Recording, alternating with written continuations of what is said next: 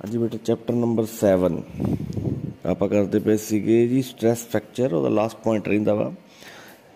Last point ਦੇ ਵਿੱਚ ਕਹਿੰਦੇ ਜੀ ਜਦੋਂ ਕੋਈ ਸਟ੍ਰੈਸ ਫ੍ਰੈਕਚਰ ਦੇ ਵਿੱਚ ਕੋਈ ਜ਼ਿਆਦਾ ਇੰਜਰੀ ਆ ਜਾਏ, ਕੋਈ ਸੈਵਰ ਕੇਸਿਸ ਆ ਜਾਣ ਤਾਂ ਉਹਦੇ ਵਾਸਤੇ ਸਰਜਰੀ ਵੀ ਕਰਾਉਣੀ ਪੈਂਦੀ ਹੈ। ਫਿਰ ਆਪਾਂ ਨੂੰ ਫੁੱਲ ਬੈੱਡ ਰੈਸਟ 'ਤੇ ਰਹਿਣਾ ਪੈਂਦਾ ਵਾ ਕੁਛ ਮਹੀਨੇ ਜਾਂ ਕੁਛ ਈਅਰਸ ਤੱਕ।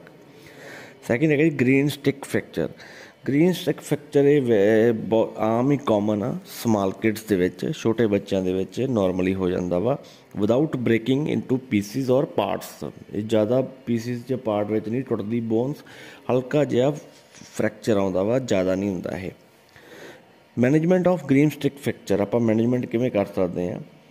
ਪਹਿਲਾਂ ਤਾਂ ਆਪਣੀ ਜਿਹੜੀ ਬੋਨ ਨੂੰ ਥੋੜ੍ਹਾ ਜਿਹਾ ਵੱਖ ਕਰਕੇ ਖਿੱਚਿਆ ਜਾਵੇ ਅਤੇ ਇਸ ਨੂੰ ਸਿੱਧਾ ਕਰਨ ਲਈ ਪਲੇਸ ਵਿੱਚ ਰੱਖਿਆ ਜਾਂਦਾ ਹੈ।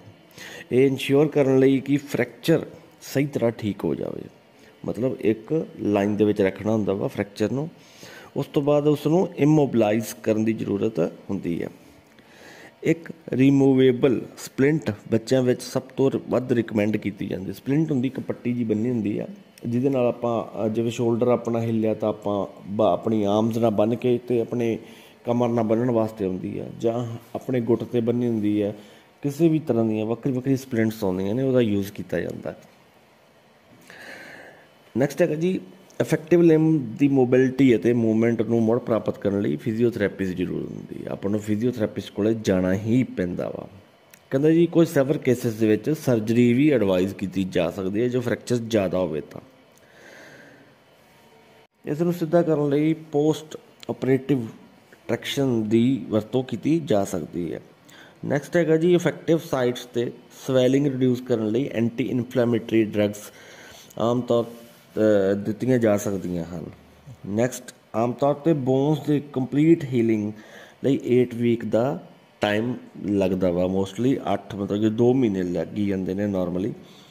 ਹਾਈ ਇੰਪੈਕਟ ਐਕਟੀਵਿਟੀ ਸ਼ੁਰੂ ਵਿੱਚ ਪੂਰੀ ਤਰ੍ਹਾਂ ਅਵੋਇਡਡ ਕੀਤੀ ਜਾਂਦੀ ਹੈ, ਮਤਲਬ ਕਿ ਜਿਹੜੀਆਂ ਆਪਾਂ ਜ਼ਿਆਦਾ ਹਿਲਜੁਲ ਕਰ ਹਾਈ ਐਕਟੀਵਿਟੀ ਜਿਹ 'ਚ ਬਹੁਤ ਜ਼ੋਰ ਲੱਗਣਾ ਉਹਨੂੰ ਇੱਕ ਵਾਰੀ ਰੋਕਿਆ ਜਾਂਦਾ ਡਾਕਟਰ ਦੁਆਰਾ। ਥਰਡ ਹੈਗਾ ਜੀ ਕਮਿਊਨੀਕੇਟਡ ਫ੍ਰੈਕਚਰ।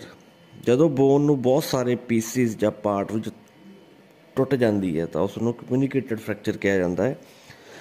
ਇਹਦੀ ਮੈਨੇਜਮੈਂਟ ਦੇ ਵਿੱਚ ਬੇਟਾ ਸਾਰੇ ਜਿੰਨੇ ਵੀ ਟੁੱਟੇ ਹੋਏ ਪੀਸਾਂ ਨੂੰ ਕਮਿਊਨੀਕੇਟ ਫ੍ਰੈਕਚਰ ਦਾ ਮੈਨੇਜਮੈਂਟ ਅਤੇ ਟਰੀਟਮੈਂਟ ਈਜ਼ੀ ਨਹੀਂ ਹੁੰਦਾ, ਇਹ 'ਤੇ ਬਹੁਤ ਜ਼ਿਆਦਾ ਟਾਈਮ ਲੱਗਦਾ। ਸ਼ਰੈਟਡ ਪੀਸਿਸ ਨੂੰ ਰਿਡਕਸ਼ਨ ਅਤੇ ਲੇਬਲਡ ਅਤੇ ਲਾਈਨ ਅਪ ਕਰਕੇ ਜੋੜਿਆ ਜਾਵੇ। ਫ੍ਰੈਕਚਰ ਏਰੀਆ ਦੇ ਉੱਪਰ ਅਤੇ ਹੇਠਾਂ ਇਮੋਬਲਾਈਜੇਸ਼ਨ ਨੂੰ ਪਲਾਸਟਰ ਅਤੇ ਸਪਲਿੰਟ ਦੀ ਹੈਲਪ ਨਾਲ ਬਣਾਈ ਰੱਖਿਆ ਜਾਣਾ ਚਾਹੀਦਾ, ਕਿਉਂਕਿ ਜਦੋਂ ਸਾਰੇ ਪੀਸਿਸ ਨੂੰ ਆਪਾਂ ਜੋੜ ਦਾਂਗੇ ਉਸ ਤੋਂ ਬਾਅਦ ਪਲਾਸਟਰ ਕਰੀਦਾ ਵਾ, ਉਸ ਤੋਂ ਬਾਅਦ ਉਹਦੇ ਉੱਪਰ ਸਪਲਿੰਟ ਲੱਗਦਾ ਵਾ। ਪੇਨ ਮੈਨੇਜਮੈਂਟ ਲਈ ਆਈਬਰੋਫਿਨ ਦੀ ਵਰਤੋਂ ਕੀਤੀ ਜਾ ਸਕਦੀ ਹੈ। ਜੇ ਬੋਨ ਇਨਫੈਕਸ਼ਨ ਹੁੰਦੀ ਹੈ ਤਾਂ ਐਂਟੀਬਾਇਓਟਿਕਸ ਦਿੱਤੀਆਂ ਜਾ ਸਕਦੀਆਂ ਨੇ। ਨੋਰਮਲ ਕੰਡੀਸ਼ਨ ਵਿੱਚ ਰੀਸਟੋਰ ਰੱਖਣ ਲਈ ਥੋੜ੍ਹਾ ਜਿਹਾ ਸਮਾਂ ਲੱਗਦਾ ਹੈ। ਰੈਗੂਲਰ ਡਾਕਟਰ ਦੀ ਅਪੋਇੰਟਮੈਂਟ ਲੈਂਦੇ ਰਹਿਣਾ ਚਾਹੀਦਾ ਹੈ, ਉਹਨਾਂ ਦੀ ਰਿਕਮੈਂਡੇਸ਼ਨ ਲੈਣੀ ਚਾਹੀਦੀ ਹੈ। ਫਿਜ਼ੀਓਥੈਰੇਪਿਸਟ ਦਾ ਵੀ ਆਪਾਂ ਨੂੰ ਧਿਆਨ ਰੱਖਣਾ ਪੈਂਦਾ ਹੈ, ਕਰਵਾਉਣੀ ਚਾਹੀਦੀ ਹੈ, ਫਿਜ਼ੀਓ ਕੋਲ ਜਾਣਾ ਪੈਂਦਾ ਹੈ। ਨੈਕਸਟ ਹੈਗਾ ਜੀ ਟਰਾਂਸਵਰਸ ਫ੍ਰੈਕਚਰ। ਇਸ ਟਾਈਪ ਦੇ ਫ੍ਰੈਕਚਰ ਵਿੱਚ ਸਪਾਈਨ ਵਿੱਚੋਂ ਇੱਕ ਜਾਂ ਇਸ ਦੇ ਇੱਕ ਤੋਂ ਵੱਧ ਬ੍ਰੇਕੇਜ ਸ਼ਾਮਲ ਹੁੰਦੇ ਹਨ।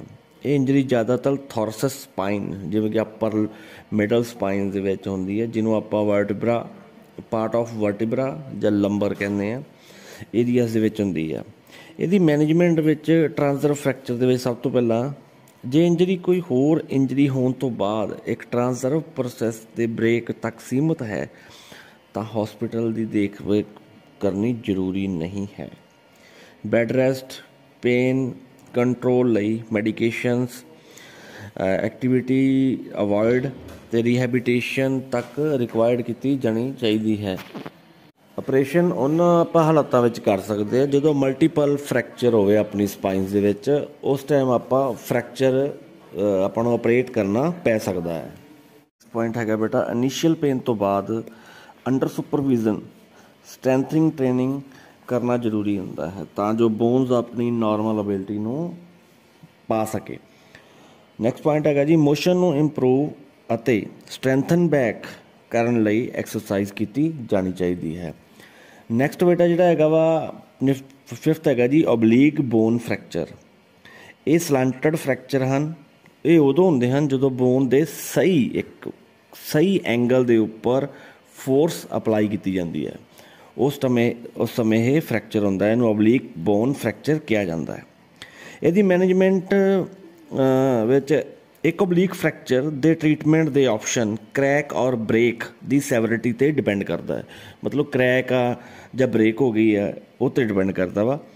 ਹੈਂਡਲ ਪੇਨ ਨੂੰ ਸੰਭਾਲਣ ਲਈ anti inflammatory medication and pain relievers ਦਿੱਤੀਆਂ ਜਾਣੀਆਂ ਚਾਹੀਦੀਆਂ ਹਨ। ਮਤਲਬ ਕਿ ਸੋਜਿਸ਼ ਤੋਂ ਔਰ ਪੇਨ ਤੋਂ ਆਪਾਂ ਦੇ ਸਕਦੇ ਹਾਂ ਕੁਛ ਮੈਡੀਸੇਸ਼ਨ।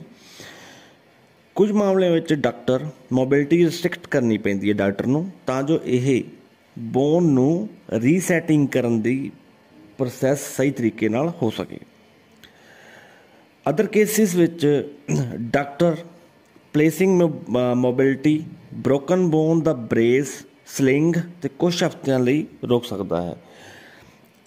ਕਈ ਵਾਰ ਬੋਨਸ ਨੂੰ ਠੀਕ ਕਰਨ ਵਿੱਚ ਹੈਲਪ ਲਈ ਸਰਜਰੀ, ਨੇਲ, ਸਕਰੂ, ਵਾਇਰ ਅਤੇ ਹੋਰ ਡਿਵਾਈਸ ਪਾਉਣ ਦੀ ਜ਼ਰੂਰਤ ਪੈਂਦੀ ਹੈ। ਕਈ ਵਾਰ ਕੀ ਹੁੰਦਾ, ਵਾਇਰਸ ਵਗੈਰਾ ਕੱਸਣੀਆਂ ਪੈਂਦੀਆਂ, ਸਕਰੂ ਕੱਸਣੇ ਪੈਂਦੇ ਨੇ, ਇਹਨਾਂ ਨਾਲ ਆਪਾਂ ਇਹਨੂੰ ਸਹੀ ਕਰ ਸਕਦੇ ਹਾਂ। ਨੰਬਰ 6 ਹੈਗਾ ਜੀ ਇੰਪੈਕਟਡ ਫ੍ਰੈਕਚਰ। ਇਸ ਟਾਈਪ ਦੇ ਫ੍ਰੈਕਚਰ ਬੋਨਸ ਦੇ ਐਂਡ 'ਤੇ ਇੱਕ ਹੋਰ ਬੋਨ ਐਂਟਰ ਹੋ ਜਾਂਦੀ ਹੈ। ਇੰਪੈਕਟ ਫ੍ਰੈਕਚਰ ਦੀ ਜਿਹੜੀ ਮੈਨੇਜਮੈਂਟ ਆ, ਫ੍ਰੈਕਚਰ ਵਾਲੀਆਂ ਬੋਨਸ ਨੂੰ ਪਲੇਸ ਵਿੱਚ ਰੱਖਣ ਲਈ ਸਲਿੰਗ ਔਰ ਸਪਲਿੰਟ ਦੀ ਜ਼ਰੂਰਤ ਹੋ ਸਕਦੀ ਹੈ। ਇਹ ਬ੍ਰੋਕਨ ਬੋਨਸ ਦੇ ਸ਼ਾਰਪ ਐਂਡ ਮੂਵਮੈਂਟ ਨੂੰ ਰੋਕਦਾ ਹੈ ਅਤੇ ਬੋਨਸ ਦੇ ਫ੍ਰੈਗਮੈਂਟ ਵਿੱਚ ਕਿਸੇ ਹੋਰ ਬੋਨ ਦੇ ਫ੍ਰੈਗਮੈਂਟ ਵਿੱਚ ਨਾ ਜਾਵੇ, ਉਸ ਤੋਂ ਵੀ ਇਹ ਰੋਕਦਾ ਹੈ। ਜੇ ਇੰਪੈਕਟਡ ਫ੍ਰੈਕਚਰ ਵਿੱਚ ਸਿਰਫ ਕੁਝ ਬੋਨ ਫ੍ਰੈਗਮੈਂਟ ਸ਼ਾਮਿਲ ਹੁੰਦੇ ਹਨ ਤਾਂ ਡੈਮੇਜ ਸਿਗਨੀਫਿਕੈਂਟ ਨਹੀਂ ਹੁੰਦਾ। ਇਮੋਬਲਾਈਜੇਸ਼ਨ ਇਸ ਦੇ ਟਰੀਟਮੈਂਟ ਲਈ ਕਾਫੀ ਹੋ ਸਕਦਾ ਹੈ। ਕਈ ਕੇਸਾਂ ਦੇ ਵਿੱਚ ਜਿਹੜੇ ਸੀਰੀਅਸ ਕੇਸ ਆ ਉਹਨਾਂ ਵਿੱਚ ਸਰਜਰੀ ਦੀ ਜ਼ਰੂਰਤ ਪੈਂਦੀ ਹੈ। ਸਰਜਰੀ ਤੋਂ ਬਾਅਦ ਬੋਨ ਫ੍ਰੈਗਮੈਂਟ ਨੂੰ ਦੁਬਾਰਾ ਜੋੜਨ ਲਈ ਇੱਕ ਕਾਸਟ ਔਰ ਸਲਿੰਗ ਦੀ ਵਰਤੋਂ ਕੀਤੀ ਜਾਂਦੀ ਹੈ। ਜਦੋਂ ਟਰੀਟਮੈਂਟ ਚੱਲ ਰਿਹਾ ਹੋਵੇ ਤਾਂ ਅਫੈਕਟਡ ਪਾਰਟ ਦੀਆਂ ਮੂਵਮੈਂਟਸ ਨੂੰ ਘੱਟ ਤੋਂ ਘੱਟ ਕਰਨਾ ਜ਼ਰੂਰੀ ਹੁੰਦਾ ਹੈ। ਹੁਣ ਨੈਕਸਟ ਆ ਗਿਆ ਬੇਟਾ ਜੀ ਜੁਆਇੰਟ ਇੰਜਰੀ ਕੀ ਹੁੰਦੀ ਆ। ਪਹਿਲਾਂ ਇਹਦੇ ਵਿੱਚ ਆ ਗਿਆ ਜੀ ਡਿਸਲੋਕੇਸ਼ਨ। ਜਦੋਂ ਦੋ ਬੋਨਸ ਇਕੱਠੀਆਂ ਹੁੰਦੀਆਂ ਹਨ ਜੋ ਇੱਕ ਜੁਆਇੰਟ ਬਣਾਉਂਦੀਆਂ ਹਨ, ਉਹ ਵੱਖ ਹੋ ਜਾਂਦੀਆਂ ਹਨ, ਉਸ ਜੁਆਇੰਟ ਨੂੰ ਡਿਸਲੋਕੇਸ਼ਨ ਵਜੋਂ ਦਰਸਾਇਆ ਜਾ ਸਕਦਾ ਹੈ। ਸਪੋਰਟਸ ਵਿੱਚ ਫੁੱਟਬਾਲ, ਬਾਸਕਟਬਾਲ ਦੇ ਨਾਲ ਹਾਈ ਇੰਪੈਕਟ ਸਪੋਰਟਸ ਅਤੇ ਸਪੋਰਟਸ ਕੰਟੈਕਟ ਕਾਰਨ ਮੈਜੋਰਟੀ ਡਿਸਲੋਕੇਸ਼ਨਸ ਹੁੰਦੀਆਂ ਹਨ। ਆਮ ਹੀ ਇਹਨਾਂ ਸਪੋਰਟਸ ਕਰਕੇ ਜ਼ਿਆਦਾ ਡਿਸਲੋਕੇਸ਼ਨ ਹੁੰਦੀਆਂ, ਜਿਸ ਲਈ ਡਾਕਟਰ ਟਰੀਟਮੈਂਟ ਦੀ ਜ਼ਰੂਰਤ ਹੁੰਦੀ ਹੈ। ਜੁਆਇੰਟ ਜੋ ਕਿ ਡਿਸਲੋਕੇਟਡ ਹੋਣ ਦੀ ਸੰਭਾਵਨਾ ਹੁੰਦੀ ਹੈ। ਹੈਂਡ ਜੁਆਇੰਟਸ, ਇਹ ਜ਼ਿਆਦਾਤਰ ਹੈਂਡ ਦੇ ਜਿਹੜੇ ਜੁਆਇੰਟ ਆ ਉਹਨਾਂ ਦੀ ਜ਼ਿਆਦਾ ਸੰਭਾਵਨਾ ਹੁੰਦੀ ਹੈ। ਇਹਨਾਂ ਜੁਆਇੰਟਸ ਤੋਂ ਇਲਾਵਾ ਅਕਸਰ ਫ੍ਰੀਕੁਐਂਟਲੀ ਡਿਸਲੋਕੇਸ਼ਨ ਸ਼ੋਲਡਰ ਹੁੰਦੀ ਹੈ। ਨੀ, ਹਿਪ ਐਂਡ ਐਲਬੋ ਅਨਕੋਮਨ ਇੰਜਰੀਜ਼ ਹਨ। ਇਹ ਜੁਆਇੰਟ ਦੀ ਇੱਕ ਇੰਜਰੀ ਜਿਸ ਨਾਲ ਬੋਨਸ ਦੀ ਓਰੀਜਨਲ ਪੋਜੀਸ਼ਨ ਤੋਂ ਡਿਸਪਲੇਸ ਹੋ ਜਾਂਦੀਆਂ ਹਨ। ਡਿਸਲੋਕੇਸ਼ਨ ਮੁੱਖ ਤੌਰ 'ਤੇ ਡਾਇਰੈਕਟ ਔਰ ਇਨਡਾਇਰੈਕਟ ਇੰਪੈਕਟ ਦੇ ਕਾਰਨ ਹੁੰਦੀ ਹੈ। ਇਹ ਸਿੰਪਲ ਫ੍ਰੈਕਚਰ ਡਿਸਲੋਕੇਸ਼ਨ ਔਰ ਕੰਪਲੀਕੇਸ਼ਨ ਡਿਸਲੋਕੇਸ਼ਨ ਵੀ ਹੋ ਸਕਦੀ ਹੈ।